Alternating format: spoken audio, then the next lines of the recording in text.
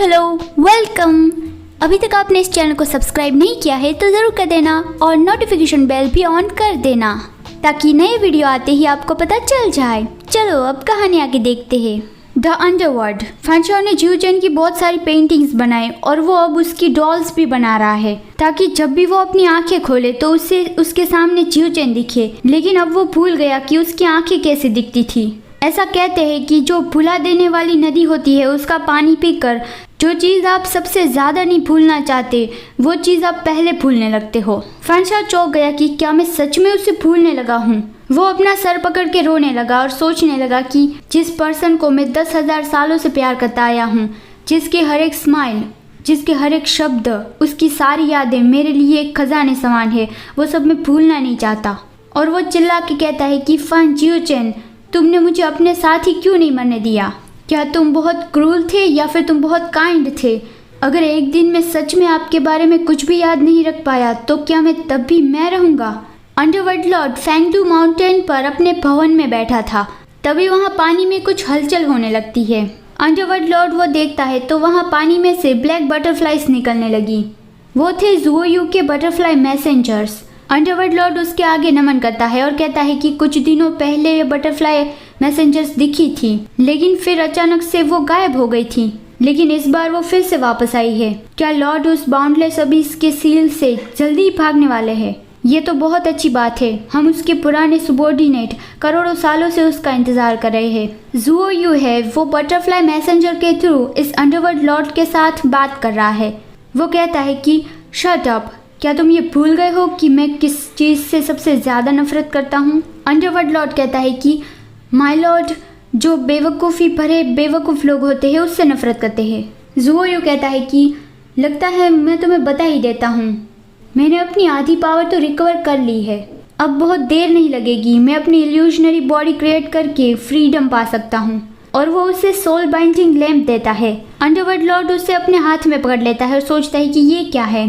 ज़ुओयू कहता है कि इसको रिपेयर करवा दो, ये मेरे लिए बहुत इम्पोर्टेंट है। अगर तुम इसे ठीक नहीं कर पाए तो तुम्हें मुझे दोबारा अपना मुंह दिखाने की ज़रूरत नहीं है। तो ये सुन के अंडरवर्ल्ड लॉर्ड बहुत ज़्यादा चौंक गया। मतलब वो ये सोच रहा होगा कि आखिर इस चीज़ में ऐसा है क्या। और वो कहता है कि हाँ, मैं आपका काम पूरा कर दूंगा। आपने मुझे जो काम दिया था वो मैंने कर दिया है। मैं आपको डिसपॉइंट नहीं करूँगा माय लॉर्ड। मतलब पहले उसने काम दिया था कि वर्ड के ग्रेट ब्लैक स्मिथ को ढूंढ के लाओ, तो उसने फैनशाओ को ढूंढ लिया है। ये फेंगडू माउंटेन पर अंडरवर्ल्ड लॉर्ड के भवन के बाहर की जगह है। वहाँ बाहर कोई आ रहा था तो गार्ड्स उसे कहने लगे थे कि तुम कौन हो? ये अंडरवर्ल्ड लॉर्ड का भवन है, साधारण लोगों को यहाँ आने की परमिशन नहीं है। वो फैनशाओ था और वो बहुत ही बुरी हालत में था और कहता है कि मुझे एंटीडोट दो। गार्ड्स आपस में बात करने लगे कि हैं, उस लूनाटिक ने कहा क्या? मुझे ये कैसे पता होगा? तभी अंडरवर्ल्ड लॉर्ड बाहर आता है और कहता है कि हाँ, ये तो लॉर्ड फैनशाओ है ना, आप यहाँ पे क्यों आए हैं? फैनशाओ सिर्फ इतना ही बोलता है कि antidote. Underworld Lord black guard से पूछता है कि क्या मैं बहरा हो गया हूँ? उसने क्या कहा? ब्लैक गार्ड कहता है कि मैं भी उसे नहीं सुन पाया। लगता है लॉर्ड फैनशाओ को जो चाहिए वो कहने में बहुत मुश्किल आ रही है। फैनशाओ जोर से कहता है कि मैंने कहा वो एंटीडोट, मुझे वो भुला देने वाली वाइन का एंटीडोट दो। अंडरवर्ल्ड लॉर्ड कहता है कि ओ, तो तुम उस बारे में बात कर रहे हो, लेकिन क्या तुम्हारे पिछले मास्टर ने तुम्हें सिखाया नहीं है?